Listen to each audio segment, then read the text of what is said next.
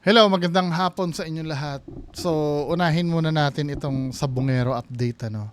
So, nung kahapon or nung isang araw, may nakitang sako na may lamang buto na parang sunog yung laman.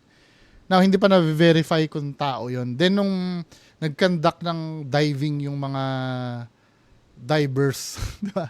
Nag-conduct ng diving yung mga nagda-dive kahapon. May mga na-recover na sako. So, panoorin nga natin to. Sa Billionaire News Channel, sunog na mga buto sa Taal Lake na tagpuan ng PNP. Tao kaya? Nakakuha na naman ng mga umano'y sunog na buto ang mga otoridad na naghahanap sa mga nawawalang sabongero. At habang patuloy ang operasyon sa sinasabing Ground Zero sa Taal Lake, no cover-up sa investigasyon ang pangako ng Pangulo. Narito ang agenda report ni Joash Malimban. Live nag-uulat mula sa Laurel, Batangas. So Joash, ano na ang latest dyan?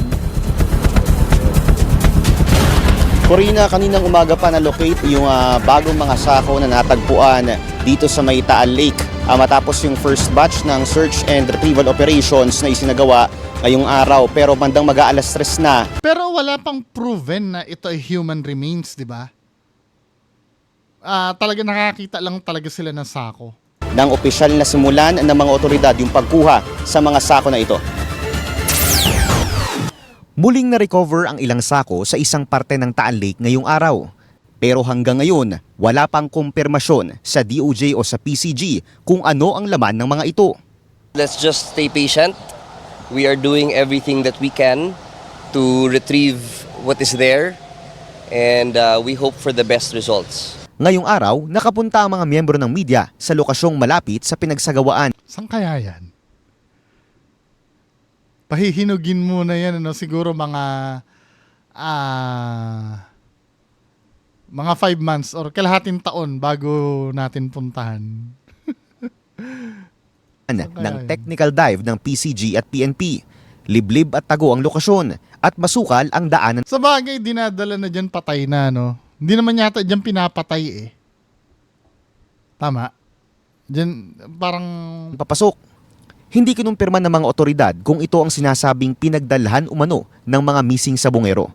Pero ilang daang metro sa tapat nito, nagkumpulan ng ilang bangka ng technical divers at nahanap ang mga sako.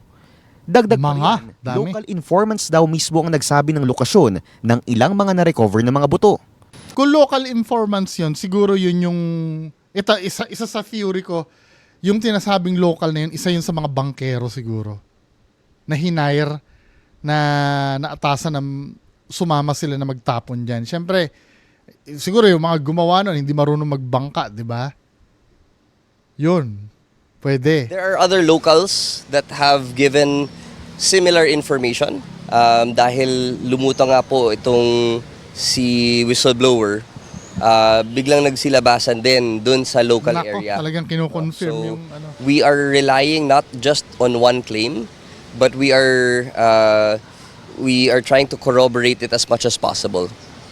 Matatanda ang kinumpirma ni Justice Secretary Boying Rimulya na isang palaisdaan ang pinagdalhan sa mga dinukot na sabongero bago umano sila patayin.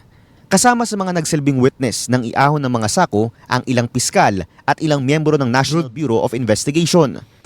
Kaninang umaga, nakakuha tayo ng report na merong minark ang Philippine Coast Guard na dalawang site, no, kung saan may nakapkapan na mga sako supposedly, no. So ang ginawa po natin, Ngayon ang tanong, bakit sako? Feeling ko, dahil hindi naman kakasya ang, ano, di ba? Ano ba yung average na sako? Alam niyo naman kung gaano kalaki sako, di ba? Hindi naman siguro kakasya doon yung tao. It's either siguro chinap-chap yon, nilagay doon, or ang binabalita, sinunog daw muna bago ilagay doon. Yun, kaya na talaga isako yun pagka ganun ang ginawa. Pero yung as a tao, yung as in ano, maliban na lang kung ano mo siya, no, yung parang fetal position. 'Di ba? nagpadala po tayo ng prosecutor at mga NBI agents para i-witness po ang retrieval ng mga sako. No? So, Nandun na po ang prosecutor at NBI, kasama na rin nila ang May mare-recover dyan. Ano? Sana ang ginawa na lang, hindi naman sa discussion lang naman to eh. Sana ang ginawa na lang nila incinerator, di ba? Yung mga mafia, di ba, yun ang ginagawa nila sa bangkay. Incinerator. Di ba, kilala niyo si Jimmy Hoffa? Yung nawawala sa US na na pinaniniwalaan, binaon daw yun sa stadium eh. Pero may nagsasabi na baka mamaya in-incinerator yun, kaya walang trace na nakita. Ang ginawa nila siguro budget budget meal. Sinunog lang nila tapos tinapo na hoping na hindi makakalkal, 'di ba? Sayaw sa gusto mo may yan eh. Walang lihim na hindi nabubunyag kasi, 'di ba? ang PCG at ang PNP-CID Yari kayo ngayon, 'di ba? para i-retrieve. Ayon sa DOJ, ito turn over ang mga matatagpo ang buto sa NBI o sa CIDG para magsagawa ng forensic investigation. Raquel Dadaan Fortun. daw ito sa certification para Raquel masigurado Fortun dapat. na labi ito ng mga tao. Saka dadaan sa DNA testing para makumpirma ang kanilang mga identity. Si PBBM mismo, Pero pag pag sinunog, pag sobra na yung makaka-extract pa ba ng DNA yon? Sa pagkakaalam ko parang hirap na eh. Pag sinunog eh. Kasi magiging carbon na yun, di ba? Well, let's see, nakatutok sa Kung kaso paano. ayon sa palasyo. Hindi po ito pababayaan, hindi po Attorney magkakaroon ng Claire. cover-up. Tuloy-tuloy pa rin po ang pag-iimbestiga. Yan po ang nais ng Pangulo. Ngayong araw, pumunta rin sa Laurel PCG substation ang ilang pamilya ng mga biktima para magpakita ng suporta sa isinasagawang interagency effort para mahanap ang kanilang mga nawawalang kaanak. Si Charlene Lasco, ang kapatid ng missing sa bungero na si Jonjon, mismong sa site malapit sa retrieval operation, personal na pumunta. Sana yun na yung kapatid ko eh, di ba? Kaya lang nanay, ang dami niyan eh. Di ba? Pero once na may nag-match dyan sa inyong mga kamag-anak, once na may nag-match dyan na kamag-anak nyo yung nandyan, malaki ang possibility na nandyan na rin yung anak mo. Sana siya na yun. Para at least you can finally put him Paano yung hinula ni Jay Custor? Di ba? Yung pinaasa to niya. rest. And then, kumuha pa rin ng hustisya. Kasi hindi naman magtatapos lang ito sa makuha yung katawan nila. Ang ilan sa kanila, galing din sa PNP-CIDG Calamba naman kahapon para muling magpasa ng kanilang official affidavits. Sana po yung iba na lumulutang maging totoo lang naman po sana sila at sana po ang sasabihin at bibitawan po nila buong katotohanan na po para naman po makatulong sila sa amin. Feeling ko naman yun eh.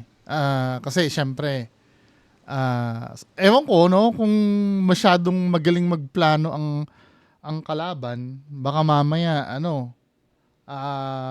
lituhin yung resulta, 'di ba? Or magtanim sila ng witness na hindi accurate ang sinasabi. Wag naman sana, At wag naman po sana nilang baliktarin o anuman. Inaasahang magpapatuloy ang search and retrieval operations ngayong weekend. Corina, sa ngayon ay turnover na raw Dapat dyan samantalahin na maganda ang panahon. ng PCG, yung na-recover na sako doon sa Soco at sila raw yung magde-determine kung ano nga ba talaga yung opisyal na mga nilalaman ng mga natagpo ang sako na ito. Corina. Okay, Joash, so yung mga sako nakita sa dalampasigan na lumulutang-lutang o nasa dalampasigan, hindi mula sa ilalim ng tubig.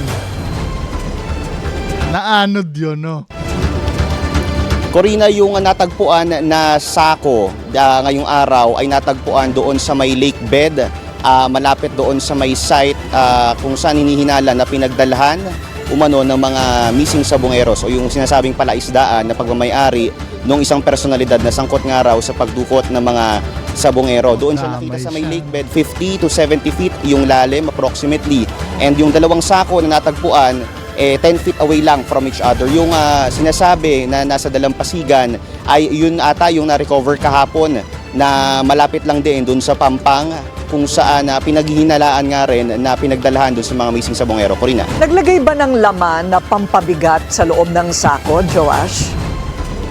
Parang mga bato, yung mga Alam mo, ganon. Corina, yan din yung gusto nating itanong kanina. Ako, ano no, parang ang bigat ng pressure pagka tinatanong ka na on the spot na ganyan. Kaya talaga pag reporter ka, kailangan alam mo, no, yung lahat.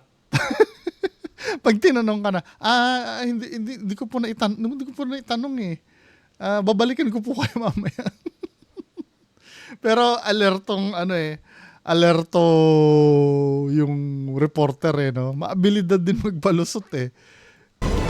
Parang mga bato, yung mga Alam mo, ganon. Corina, yan din yung gusto nating itanong kanina doon sa kay PCG Commodore Tuvilla kung ano ba talaga yung exact contents ng mga sako na na-recover ngayong araw.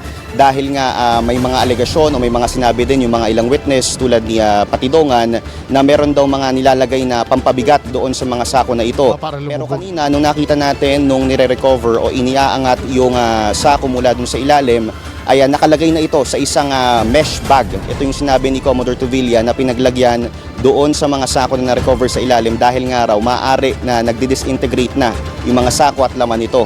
So hindi natin talaga nakita kung ano ba talaga yung opisyal na mga nakalagay dun sa loob. So yun yung hinihintay natin detalye ngayon sa SOCO na Tagal na 4 years na no. Tapos sinunog pa magde-determine nung exact contents at yun nga inilalaman ng mga sako na na-recover ngayong araw. Corina. Oo, kasi ang bato naman hindi naman hindi naman matutunaw ang bato, ano? At kung may bato, ang ibig sabihin, sinadya talagang palubugin kung ano man yung laman ng sako na yon. Dahil ang tao, ang katawan ng tao kapag nilunod mo sa ilalim walang pabigat, yan ay aangat sa tubig ng kusa. So, bakit parang bago pa yung sako na nakita doon sa video? Ang iniisip ko lang, baka iniisip din ng iba, ito ay planted. Bakit gagawa kayo ng narrative na ganun? Marami na ako iniisip, dinagdag pa yun. Oo, Corina, magandang tanong yan kasi nga ilan sa mga usap-usapan nga doon sa siguro sa iba't ibang social media platforms ay bakit daw tila bago o malinis yung mga sako na na-recover. Hindi, ako, ang theory ko dyan, hindi, parang alam ko, hindi naman tubig kasi yun eh. Siyempre, habang dinadrag mo yan sa ilalim, mahuhugasan yan habang inaangat mo. Tama ba ako? It doesn't matter, tsaka 4 years lang, no? Kahit siguro 10 years yan. Pag hinango mo galing tubig yan, ewan ko lang ano sa tingin nyo? Bakit yung parang bago? Feeling ko, yan katulad nito, no? Hindi naman mukhang bago ito, mukha bang bago ito? Ang bago, yung shiny, yung parang ganun. Ginugulo nyo naman yung yung... Hindi lang ngayong araw kundi pati kahapon dahil nga maputi daw yung sako na pinaglalagyan ng mga buto. Pero paglilinaw ni Commodore Tuvilla kanina, yung na-recover nila na sako kahapon ay puno na raw ng burak at lumot. At para daw mas ma-appreciate ng mga nakakita, ng mga investigador, yung laman or yung content ng mga sako na na-recover kahapon na which appears to be burned bones. Ay inilagay daw ito o ipinatong daw ito sa isang mas malinis na puting sako na nandun second hand na ano. Ano ba itong media na to? Parang binibigyan pa ng... din sa area kung saan nila inilagay yung mga content ng buto na ito. Yung kanina naman, Siyempre, yun ang magiging argument ni Atong Ang ngayon. Binibigyan nyo na idea eh. Corina, nakalagay kasi siya sa isang red na mesh bag. So, kanina pinagtataka rin ng media, bakit parang medyo bago yung pinaglalagyan nung sako na ito. So, yun, ang paglilinaw ni Commodore Tuvilla ay para daw mas maprotektahan at hindi mag-disintegrate yung nilalaman nga nung mga sako na recover Lipat na dahil lang. nga ay talagang kumbaga nagdi-disintegrate na at sira-sira na nung makita ng PCG itong mga sako na ito sa ilalim ng lawa ng Taal. Corina. Ayan, okay. So, sinunog pala. Yung mga buto ay sunog. Okay, so wala nang laman. Nung yan ay hindi natin alam kung ano yung kanilang inilubog kung sakasakali at nawala na lang yung laman ng buto. Pero malinaw na sinunog muna bago nilagay sa sako. Okay, maraming salamat, Joash Malimban. Nagulo pa tuloy yung Instead na iniisip na lang ma-recover pa, sa bagay, may point din, ano. Kaya dapat talaga, habang nagre-retrieve yan, talaga dapat may medyang nakaabang dyan, eh. Para ma-make sure talaga na walang hocus-pocus. Kasi kung mapapatunayan mo may pagdududa dyan, baka mamaya i-capitalize ni Atong Ang yun, di ba? Anyway, next issue, kaya pa naman, 15 minutes pa lang naman eh. So, ito, nagva-viral itong issue na to eh, itong issue na to. Post lang naman to. Sabing ganun dito, kasi 'di ba uso na ngayon yung pagiging pet friendly ng mall. Nakikita mo, minsan nga akala ko may stroller na dala-dala, akala mo baby ang laman, yung pala aso or pusa, 'di ba? So ito may nag-raise ng concern. Katulad nito sa carousel, no, yung carousel yung parang yung rides ng mga bata, sabi gano'n. Bakit pinayagan ng operator yung aso sumakay sa carousel? May mga batang may allergy sa balahibo ng aso. Di ba nag-iisip yung operator ng carousel na yan? Hindi ko po alam. Nadaanan lang po namin yun sa SM. Ako, pet lover ako. Marami akong pusa eh. Pero I understand ito. Kasi yung balahibo nila eh. Ako minsan kasi hatching ako ng hatching dito sa bahay eh. Kasi nga marami akong pusa. Pero understand ko to. Totoo nga naman to. May mga bata na na may allergy. Kahit pa sabihin mong family ang trato mo sa mga aso or pusa, ano pa rin sila eh, ibang species pa rin kasi sila sa tao eh.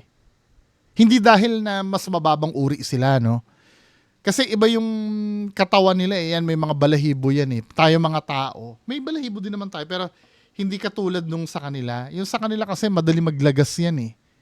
At yung paglalagas ng balahibo niyan, yung balahibo niyan sometimes pino, na pwedeng pumasok sa lungs, mag-cause ng irritation or allergy, di ba? Naintindihan ko naman to. 'Di ba? Okay lang naman na pabor naman ako doon na magkaroon ng aso sa mall. Kaya lang may mga limitations pa rin dapat. Katulad nito na isa pa ito na sa nagba-viral. 'Di ba? Iba na talagang panahon no for parent, men in women's room, women's restrooms, baby diaper changing station turn into pet grooming counters. Society is thriving, galing. Nga naman may lalaki doon sa loob ng sa loob ng pambabaing. Ito, agree din ako dito kasi katulad nito, no, pwede kasing ang mangyari dito, sabi dito ni Silinyador PH, ibang concern ito eh. Ito concern may boy sa loob ng ng girls restroom. Tapos what if may baby na gagamit niya na may allergy sa balahibo or madaling ubuhin, sipunin? I don't know. Kahit punasan ng wipes at alcohol yan, di naman mawawala yung may iwan ng dog/pet. Oo nga naman. Diba? Ako, kinukonsidera ko na yung mga pusa ko dito, baby ko. Diba? Pero alam ko naman yung limitasyon nila. Hindi naman... Again, hindi ko sinasabi na mas mababang uri ang mga fur babies natin. Magkaiba lang talaga species ng tao sa aso or pusa. Na talagang dapat may tawag dito, may limitasyon pa rin talaga dapat. Hindi porkit baby ang trato mo ay gagamitin mo ng mga pang baby talaga. 'Di ba? Kung may magagalit sa akin na pet lover dyan, hindi totoo naman yun eh. Anyway, last video. Abot pa naman. Ito kay Vice Ganda. Ano to? Dalawa sa pinakamalaking dahilan sa pagkapangit ng buhay, sugal at droga. Wala akong kilalang nagsugal na pagkatapos ng lahat ay ang ganda-ganda ng buhay. Just like Game Zone! Table game in the Philippines. It's easy to use and play. At in fair, malaki ang chance mong manalo. Match na match sa fun. Play for fun. Play responsibly. Gambling is not an accepted way of livelihood and does not solve financial problems. To be fair naman, may disclaimer naman siya, pero kahit na. Yung disclaimer mo ba naman yan? Ito sige, sabihin na natin na nag-endorse si Vice Ganda, no? Pero may disclaimer siya. Diba? Pero in reality, yan, disclaimer mo na yan, hindi naman na papansin yan eh. Sa tingin mo ba, lalo na kung nananalo yung tagataya dyan sa ini-endorse mo na yan, maaano mo ba yan? Maiisip pa ba nila yung sinasabi mo? Kasi may pananaw ka na eh, may prinsipyo ka na tungkol sa gambling eh. Parang ang nangyari dito, dahil siguro laki ng offer sa'yo, na hindi mo kayang palampasin, aanuhin mo na. Sa bagay, choice mo naman yan, di ba? Bilang isang endorser or isang celebrity. Kasi kadalasan kayo mga celebrity, hindi lang naman kayo kumikita sa mga gig nyo eh. Sa mga shootings nyo eh. Isa rin sa source of income nyo, yung pagkakinukuha kayo ng endorser. Pero, kung susunugin mo yung prinsipyo mo, dahil biglang mas maganda yung offer, parang ano naman yun, 'di ba? Although na decision mo naman 'yan eh. Kung legal naman yung pag-endorse mo niyan eh, kaya lang kalaban mo diyan yung unang sinabi mo, 'di ba? Parang ano na lang iisipin ng tao sa iyo. Yun lang, 'di ba? Pero wala eh, hindi mo naman siya pwedeng, "Oy, Vice, wag ka magganyan." 'Di ba? Decision niya naman 'yan eh. Kumbaga choice niya 'yan. Kaya lang kung ano yung iisipin ng tao. Sige, magbigay na lang siya ng magandang depensa kung bakit niya ginawa 'yan. Kasi dito do sa unang sinabi, Dalawa sa pinakamalaking dahilan sa pagkapangit ng buhay, sugal at droga.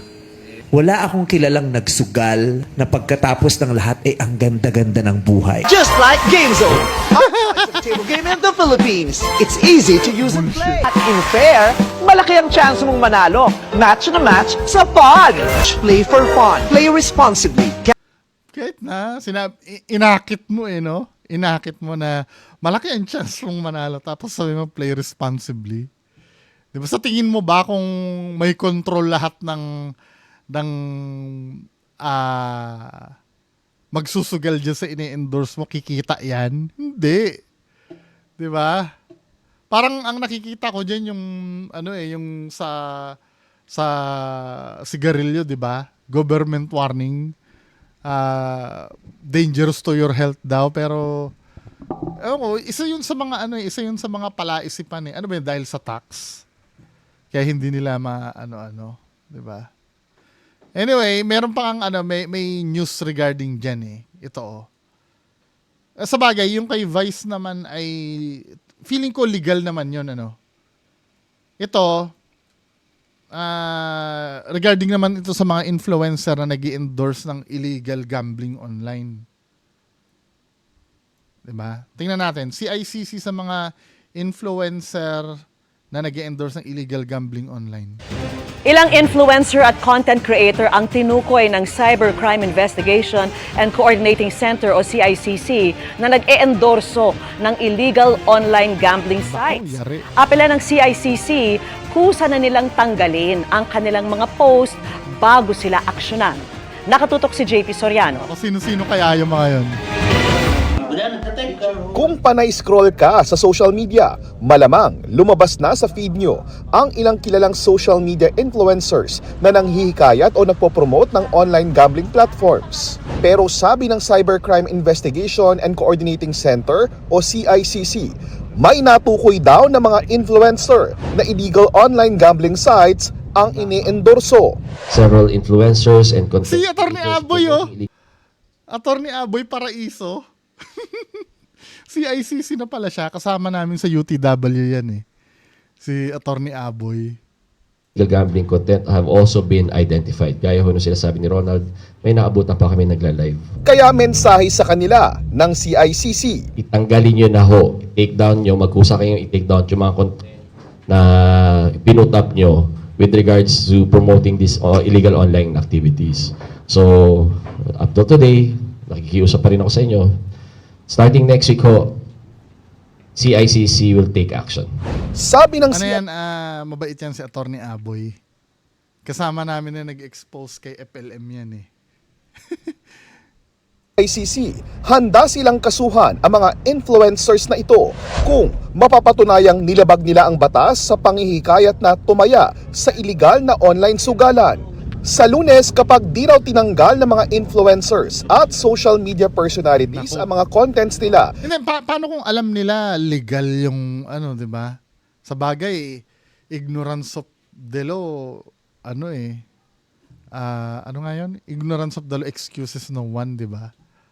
Alamin na nila kung ano ba 'yan at pagka nalaman nila, ligwakin na nila 'yan kaysa sila yung mapahamak. sasadyain na raw nila ang mga ito para iabot ang formal na abiso sa kanila. Hindi pa pinangalanan ng CICC ang mga social media influencers at hindi pa rin nila binanggit kung may mga artista ring kabilang dito.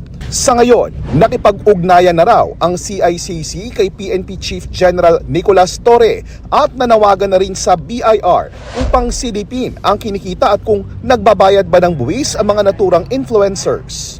Ang utos ng CICC ay kasunod ng direktiba ng Philippine Amusement and Gaming Corporation Pangit talaga ng logo nitong Pagcor, no? o PAGCOR na nag-uutos naman ng agarang pagbaklas sa mga billboards at iba pang uri ng patalastas na nagpo-promote ng online gambling. Para sa GMA Integrated News, JP Soriano, nakatutok 24 oras. Wala, 'di ba? Paano 'yun sila Chooks, 'di ba? Ano ng sugal 'yun? Sino pa ba Wamos, 'di ba? Legal ba yung kay Wamos? Nako, tayo dyan. Anyway, yan lang po muna pag-uusapan natin ngayong hapon. Magandang hapon sa inyong lahat. Bye-bye.